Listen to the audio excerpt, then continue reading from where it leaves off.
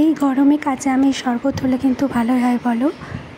তো আজকে আমি কাঁচা আমের শরবত বানাবো, তোমরা দেখতে থাকো পুরোটা কীভাবে বানালাম। তো আমি 4টে আম নিয়েছি এখানে, দিয়ে আমটাকে পুরো ধুয়ে নিয়েছি ভালো করে। তারপর এটাকে টুকরো টুকরো করে কেটে নেব। তারপর যা যা লাগবে আমি আস্তে আস্তে সব রেডি করে নেব। এখানে আমি নিয়েছি পুদিনা পাতাটাকে ভালো করে ধুয়ে কুচি করে কেটে নেব। আর লাগবে ধনে পাতা। পুদিনা পাতা কিন্তু অল্প করে দিতে হবে, বেশি দেওয়া যাবে না। ধনে পাতা দিয়ে দিলাম, কুচি করে কেটে নেব। দিয়ে নিয়ে নিয়েছি 3টে কাঁচা লঙ্কা, যে যা ঝাল অনুযায়ী দিতে পারো।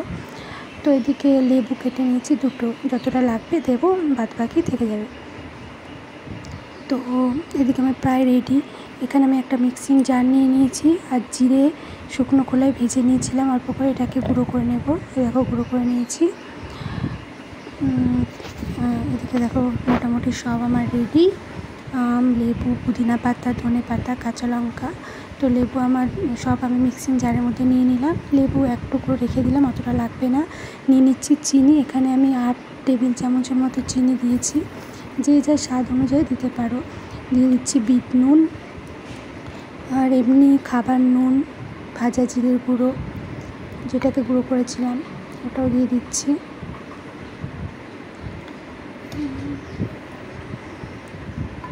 এই সব দিয়ে আমি এখানে ঠান্ডা জল নিয়েছি, 1 বোতল, আর একটা বরফ নিয়েছি, বরফ 2টো লাগবে।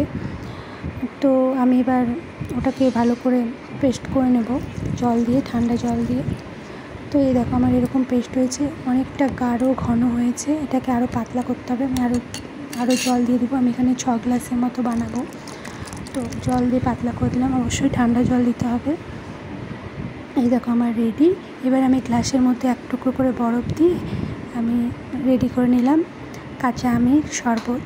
তো কীরকম লাগলো অবশ্যই তোমরা এই গরমে বানিয়ে দেখতে পারো, খুব ভালো লাগবে। Thank you so much.